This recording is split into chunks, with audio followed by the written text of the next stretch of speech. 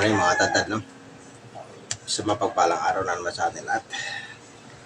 Ngayong araw ng Miyerkules na naman mga tatad ay ito.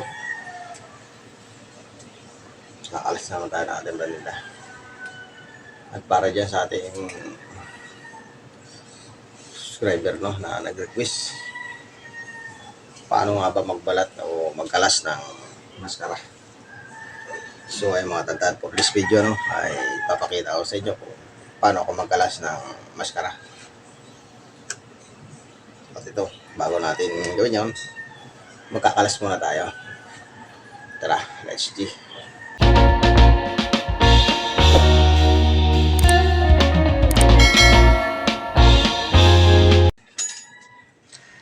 Isang mapagpalang araw na naman sa atin lahat mga katadtad, no? At ito nga, magkakalas na naman tayo ng ating baboy paninda.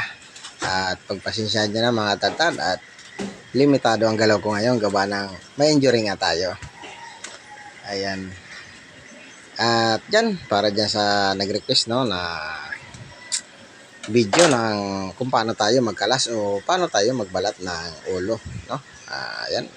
Yan ang ibabahagi natin sa araw na ito. At naway, hindi kayo magsawang sumubaybay o manood sa ating mga munting videos na ating mga ginagawa dito sa Meat Shop na mga kagaya na lang nito. At kung bago ka nga lang sa aking channel mga tadtad at isa kang bagong butcher, para sa iyo na naman ang video na ito. At tayo na naman ay magkakalas naman ang ating baboy paninda. At dito nga mga katadtad, no, ay ang pagkalas ko dito mga katadtad ay binuo ko na lang yung patahulihan. At doon nga sa pagpata putol ay medyo nahihirapan pa akong gumalaw kasi yun nga, grabe pa, makirot pa talaga itong sugat natin sa ating daliri, no? At medyo napalalim nga ito o medyo malaki-laki. Kaya hindi rin biro talaga mga katadtad, mahirap naman mga katadtad, pero ito, kailangan pa rin natin talaga magtrabaho mga katadtad gawa na meron tayong ginagatas. Kaya mga katadtad, no, ayan, kahit may nararamdaman tayo ay parang wala lang mga katadtad kasi kailangan lang talaga natin magtrabaho. At ako naman mga katadtad, no, hanggat kaya ko pa mga katadtad ay talagang hindi tayo nahayaw. Ito nga mga katadtad, no, medyo limitado nga ang galaw natin dito. Kaya pagpasensya nyo na, ano, mga katadtad, medyo talaga ang galaw natin dito talaga ay hindi katulad ng nakikita nyo. At yun nga mga katadtad, medyo na-aksidente nga tayo, no. At ito, bubuuhin ko lang dito mga katadtad yung ating patahulihan. Yan, ganyan ako magpata buo, no, sa hulihan. Dito ko inuuna sa tuhod. At dyan po ay madali pong makita dyan ang join. At dito naman sa pagtanggal ng balakang ay napakadali lang naman po ito. Basta makita nyo lang yung, masundan nyo lang, no, kung nasaan yung pinaka-join ay madali na. At ganyan nga ating ginagawa, no. At dito naman sa shoulder, pagtanggal nyo dito ng spare ribs, no, sundan nyo lang ito, ay napakadali lang ito mga katadtad. Sapagkat ang ribs naman ay napakadaling tanggalin. Basta susundan nyo lang yung ano ng kutsilyo nyo ay madali nyo na matatanggal yan. Dito sa pagtanggal ng pata ay maraming style o maraming maraming estilo ng pagtanggal ng pata na. Pero itong aking estilo ay hindi ko na ito binabago kasi ito na talaga yung aking nakasanayan. At pagtanggal ko nga dito ng patahulihan ay ng pataunahan ay kasama na yung bias. Ay mga tatad, tanggal, tapos na pala tayo ng ating kalahati, no. Kaya ito naman susunod na natin yung kalahati. Nakikita nyo mga tatad, talagang hirap pa ako mag-ano dyan ng galaw-galaw, no. Kasi yun nga, makirot talaga. Kunting sagi lang mga tatad ay talagang nadugo. Gawa ng mahirap talaga mga tatad pag sa daliri, lalo na dulo ng daliri. Kaya kunting galaw lang o sagi, no, may dudugo talaga. At pag daliri naman talaga mga tatad ay talagang madugo. Ganun pa rin mga tatad, no, buo pa rin yung patahulihan natin dito. Ayan, sa nakikita nyo. Ginaganyan ko na lang mga tagtad nang sa ganun ay mapadali ng konti yung mga trabaho ko. Gawa ng ito, naghahabol na rin tayo ng oras. Gawa ng pasado alas 4 na. Baka abutin tayo ng umaga. Ngayon naman mga tagtad, wala naman tayo mga pa-order. Pero sa pag-display gusto ko talaga mga tagtad na dating ng liwanag ay nakapag-display tayo. Para na sa ganun ay hindi magkasabay-sabay yung pag-display natin at pagdarating ng mga customer. At dito ng mga tagtad ay talagang pinipilit yung makuha yung galawang ko talaga. Pero hindi talaga kaya mga tagtad gawa ng may iniinda tayo. Ayan. Ganoon pa man mga tagtad kahit mabagal lang tayo ay malinis pa rin yung gawa natin. At yan ang gusto ko matutunan ng ating mga bagong butcher, ang malinis na gawa. Kasi mga tagtad ay napakahalaga po ng malinis na gawa, lalong-lalo na pag isa kang tindero, ay yun ang way para balik-balikan tayo ng ating customer at maayos na serbisyo ang may bibigay natin sa kanila. Sa ganun mga tagtad, kahit saan ka man magpunta, balipat ka man ng branch, ay talagang ikaw ang hinahanap-hanap ng iyong customer o solid kasoke. Yun mga tagtad, solid kasoke pala ang tawag ko dun sa ating mga hindi nagbabagong customer, mga kahit saan ka magpunta talaga sinusundan ka nila. Katulad dito mga tagtad ay mayroon tayo dito mga solid kasoke. Mga suki natin dun sa pinag-alisan nating branch, kaya malaking bagay na nahihila natin ang ating customer saan man tayo magpunta. At tayo mga tagtad, tapos na tayo magkalas, at ito, puspos muna tayo dito at lilinisin ko lang dito ang ating misa at isasayos lang yung ating mga kagamitan. Ayan. At pagkatapos natin linisan ang misa dito mga tagtad, ay punta na tayo doon sa ating pinaka-subject, ang pagbabalat o pagkakalas ng maskara. At andito na nga tayo mga tagtad sa part na magkakalas na tayo ng maskara. Dito mga tagtad ay kanya-kanya tayong mga butcher ng estilo. At ito ibabahagi ko dito. At para dun sa nag-request, ganito ang una. Hiwaan ko lang muna pababa hanggang dito sa may batok. Ayan, ganito mga tagtad. Hiwaan nyo lang ganyan. Ayan. Pag nahiwaan nyo ng mga katagtad dyan ng ganyan ay hahawakan nyo na yung tinga. Yan. Dito tayo mag-uumpisa mga tagtad. Papunta doon sa nguso. Ang iba kasi dito sa nguso nag-uumpisa at pinupukpok nila yan para walang natitirang laman. Dito naman sa atin mga katagtad ay binibinta pa natin ang ulo. Yan. Binibinta natin ang ulo ng mga tagtad. Kaya hindi natin sinasagad at maskara lang talaga ang kukunin natin gawa ng ibibinta nga natin yung ulo. At ayaw naman natin ibinta na walang laman. Kaya ganito lang ang ating estilo mga tagtad. Ayan, sundan nyo lang ito para niya sa ating mga bagong butcher. Ganito lang ako magkalas ng ating pagdating dito sa may mata ay isasadsad yun dyan ng gawa ng video na lubog yan. Ayan, kasi laman yan dyan. Yan, para makuha natin yung tamang pagkalas ng ating maskara. At pagdating mga dito sa may nguso o sa may ilong, ganyan lang hanggang doon muna. At dito naman tayo mag-uumpisa sa kabila. Ayan, hawakan lang natin ang tinga. Sa tinga lang mga tagtad ang hawak Karamihan naman ng tinga mga tagtad ay may butas yan. Kaso gawa ng yan ang hawakan ng ating mga matansero para makapersa sila ng hawak. At ganun pa rin ang gagawin natin mga tagtad Pagdating dito sa may bandang mata ay isasadsad lang natin hanggang buto ang ating kutsilyo. Nasa ganun ay makuha natin ang tamang paggalas. Ayan. Ngayon mga tagtad ayan, dito na tayo sa bandang ilong o nguso at ganito ang gagawin natin. Ayan.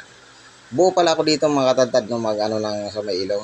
Gawa ng yan po ang ginagamit natin para pang sabit o dyan natin nilalagay ng sabitan. At pagdating naman dito mga tagtad ngayon na ganyan ganyan na maging tsura niya. Dito na tayo sa may dila. Kukunin na natin dito ang dila At dito nga sa pagkalas ng maskara ay kasama ang dila. At ito na nga yung mga tadtad. No? Mayroon lang yung pinakalitid yan na ating kailangan putulin at makukuha na natin dila. Ayan ang mga tadtad. Ayan. Ganun lang kadali papatadtad no, ang pagkalas o pagbaklas ng maskara. Ayan, ilalabas nyo lang ang dila mga tadtad at ihiwa nyo lang yung laman na nakadikit dyan. Ayan. Ayan, tapos na yung mga tadtad. At ganyan lang ang ating itsura. Itong ulo pala natin ay nilalaman na natin para sa ganun ay may binta pa natin ng maayos. At ito mga katadtad, no? Ganyan lang tayo magkalas dito. Gawa ng binibinta pa natin to. Ang iba kasi yung mga tadtad, pinupukpok to para walang laman na natitira dito. Eh, dito naman sa atin, binibinta natin to kaya kailangan may laman din. So, maskara lang talaga ang tinanggal natin. Wow! Ay mga tatad.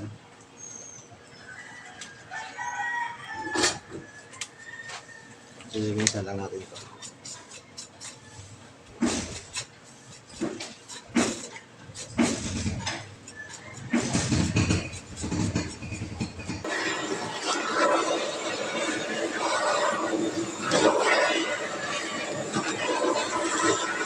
At yun nga mga tadtad, no, dun sa nag-request ng ating silent viewers, no, o subscriber natin mga tadtad, no. Sana nagustuhan mo naman ang video natin. Una, sundan mo. Una, kuha mo mga tadtad, no, at magkaroon ka pa ng dagdag idea kung paano magkalas o magbaklas ng maskara. At ito nga mga tadtad, no, nililinis natin to. Ito naman mga tadtad ay may-ari na ito, no. Ayan. Kaya nilinis na agad natin. At andito naman tayo mga tadtad, no. Unang customer natin ay isang buong manok, no. Pero pinatanggalan niya ng liig. At ganito ang chop na gusto niya, no. Pantinola, pero wag masyadong maliit o tama lang ang slice, no. At ganito nga ang ginawa natin, no. At ito nga ang gustong sukat ng cut na gusto niya. Ayan. At dito naman mga tadtad sa pagtanggal o pag-chop-chop ng manok, no, ay napakadali lang at ito ay malambot. Sisiguraduhin lang natin na patalas yung ating panaga nang sa ganun ay hindi naman madurog yung manok. Ayan. At dito mga tadtad magliliwanag na, no. Kaya ayan, meron pala tayo ditong pa-order na 6 na kilong limpo. Kaya yun ang ginawa natin mga tadtad. Pero nakapaggawa na ako mga tadtad ng 4 na kilo kaya yung 1 kilo na lang. At may isa rin humabol, no, na 1 kilong limpo rin. Kaya yan, dito natin kukuha siya sa ating sinsabit. At yung powder nga natin ngayon ay tamang nipis lang, no. 2 inch ang kapal gawa ng paninda ng ito. At ganito lang tayo mag-slice ng limpo mga tadtad. Ayan, tamang hataw lang ng panaga at tamang technique. Ayan, ganito lang diskarte ko mga tadtad. At yan para dyan sa ating mga bagong butcher, no. Naway karoon na naman kayo ng dagdag idea o dagdag kaalaman tungkol sa pag-slice ng limpo. At ito, tapos na tayo mag-slice ng 2 kilong limpo, no. At 6 nga kilo nga ito, nakaitabi niya dyan. At yan, may bibili na tayo dito. May bibili na naman dito ng mga tadtad na ating kasuki. So ayan mga tadtad, no, sa kung inabot na kayo dito sa part na ito ay paki-comment naman dyan at kung taga saan kayo at para nalalaman natin kung saan inabot ang videos na ito. At ito ang mga tadtad, no, ang pangalawang customer natin at maliwanag na nga ito.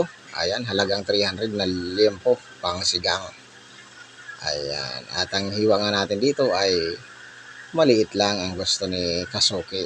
Kaya ayan, dinahandahan na natin nga ng tadtad. Ayan. At dito mga tadtad, nahingi siya ng bias, no. Kaya ayan, tatanggalan natin yung bias. Kasi yung bias ng pata mga tadtad kayo na sa nakikita nyo, no, ay nakuha na yon ng ating Kasuki. Kaya dito mga tadtad, ay dito na lang natin niya kukunin muna natin yung bias dito sa pigi. Ayan, sa nakikita nyo. Dito naman sa pagtanggal ng bias mga tadtad, no, ay napakadali lang din ito, no. Sundan niya lang kung anong ginagawa ko o anong proseso ng pagtanggal ng bias. At ito na matantad, ihati lang natin ito at bibiyaki sa gitna nang sa ganun ay pampalasa na rin to ng sabaw. Ayan. At sinunod naman natin dito mga tantad yung lumo, no? Ang lumo mga tantad ay order na ito ng ating kasuki. Araw-araw ito ay ito ang ginagawa niya, ay binabarbecue niya. Gawa ng malambot daw ito, kaya ito lagi ang order niya sa araw-araw. Kaya ang lumo natin mga tantad, no? Kasi araw-araw naman tayo isa at linggo lang tayo nagtatatlo. Sakto lang sa kanya yung yempo. Halagang 350 ito pala mga tantad, no? Araw-araw ito 350. Ngayon mga tantad, pag maliit ang baboy natin, no? Ang sinasama ko dito ay yung pork loin ng kasim, no? Ayan. So, ito kasi malambot rin yun. Kaya yun na lang dinadagdag natin. Sa ganun ay masakto natin ang 350. Ayan.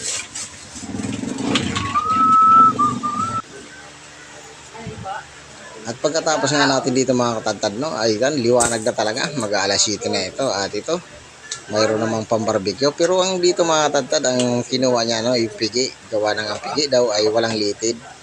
Kaya ayun, kanya-kanya talaga ng gusto ang ating mga customer, no.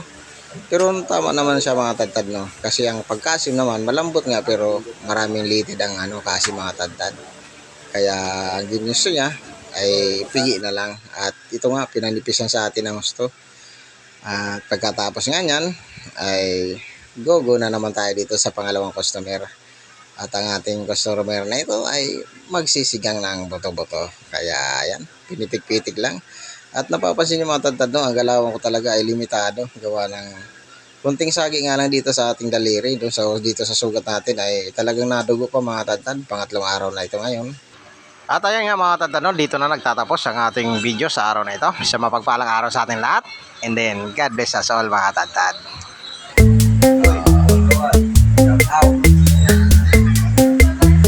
Yan ang mga paninda natin sa araw na ito. Mga tatano, at sana nagustuhan nyo naman ang videos natin na ngayon. At kung nagustuhan mo mga tatano, huwag mo nang kalimutan mag-subscribe, click mo na rin notification bell para updated ka pa sa ating mga susunod pang mga videos na ating ginagawa lagi dito sa Meetup na mga kagaya na lang ito. Ayan, sa mapagpalang araw mga tatad. God bless.